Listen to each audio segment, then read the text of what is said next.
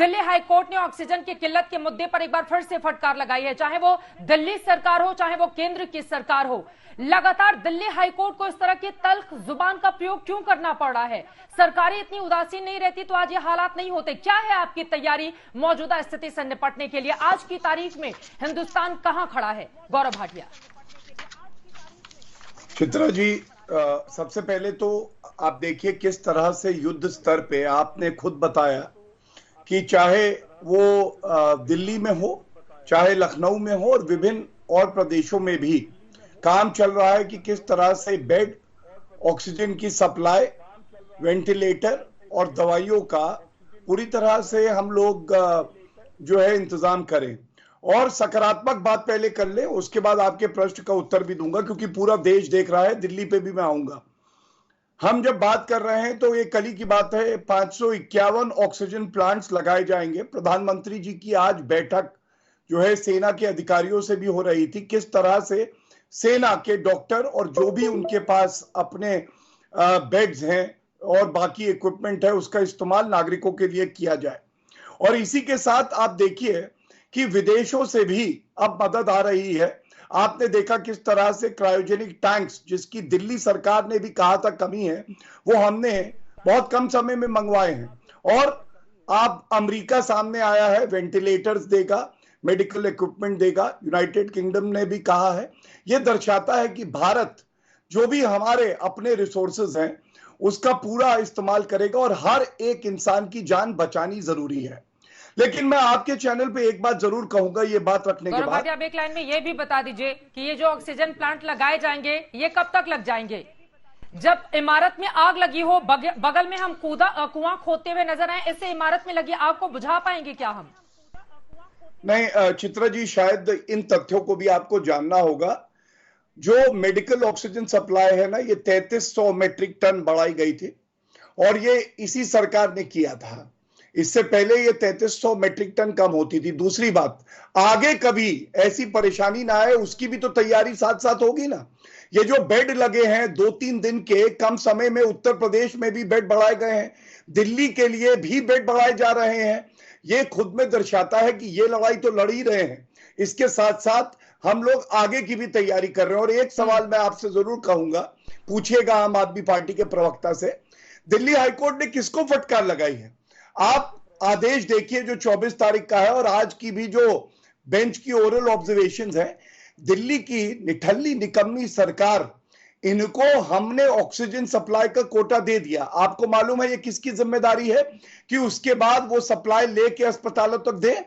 क्योंकि स्वास्थ्य जो है स्टेट सब्जेक्ट है, दिल्ली सरकार की है। और दिल्ली हाईकोर्ट ने आपत्ति दर्ज करते हुए कहा कि आपने पर्याप्त मात्रा में तैयारी। चुनावों के दौरान सुन लेंगे, लेकिन राघव चड्ढा आज लड़ने का नहीं, मिलकर काम करने का वक्त है। अगर उनके पास टैंकर की कमी है तो ये आपकी जिम्मेदारी है।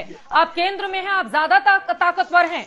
आप तो यूं चुटकियों में चाहेंगे तो इस समस्या का समाधान कर सकते हैं, लेकिन चूंकि महत्वपूर्ण सवाल आपने उठाए हैं, इस वजह से राघव चड्ढा इसका जवाब दीजिए। वो कह रहे हैं कि निकम्मी सरकार है, इस वजह से ये दुर्दशा है राजधानी दिल्ली की। राघव चड्ढा। पहली चीज तो यह है कि दिल्ली हाईकोर्ट ने बड़े स्पष्ट शब्दों में अपने ऑर्डर के माध्यम से भी और ओरल ऑब्जर्वेशंस के माध्यम से भी कहा कि केंद्र सरकार की जिम्मेदारी बनती है कि दिल्ली की दहलीज पर लाकर ऑक्सीजन को छोड़ना, क्योंकि दिल्ली एक इंडस्ट्री स्टेट नहीं है। दिल्ली में ऑक्सीजन का उत्पाद नहीं होता है। बंगाल, उड़ीसा जैसे राज्यों में जहां फैक्ट्रियां हैं वहां उत्पाद होता है, नंबर 1। नंबर 2, लाने के लिए कोई पानी के टैंकर में डालकर आप ऑक्सीजन नहीं ला सकते। इसके लिए एक स्पेशल क्रायोजेनिक टैंकर चाहिए होता है। जब दिल्ली में इंडस्ट्री नहीं तो दिल्ली में क्रायोजेनिक टैंकर भी नहीं। वो टैंकर की भी जिम्मेदारी केंद्र की है लाने की। ये तो स्पष्ट शब्दों में कहा। दिल्ली सरकार को इतना कहा कि आप केंद्र सरकार के साथ मिलकर काम करें।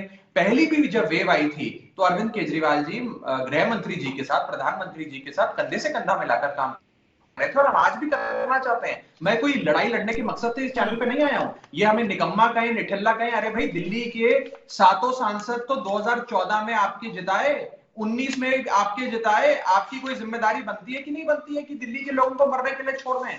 आज अरविंद केजरीवाल जी को आपके सामने चाहे गिड़गिड़ाना पड़े, हाथ जोड़ना पड़े या जबरदस्ती, अगर उन्हीं की जिम्मेदारी बनती तो फिर दिल्ली के लोगों ने आपको क्यों चुना होता? और इसी अप्रैल के पहले हफ्ते में लगातार आप लोग कह रहे थे कि ऑक्सीजन का सिलेंडर हम गेट गेट तक पहुंचाएंगे, किसी को अस्पताल आने की जरूरत नहीं पड़ेगी।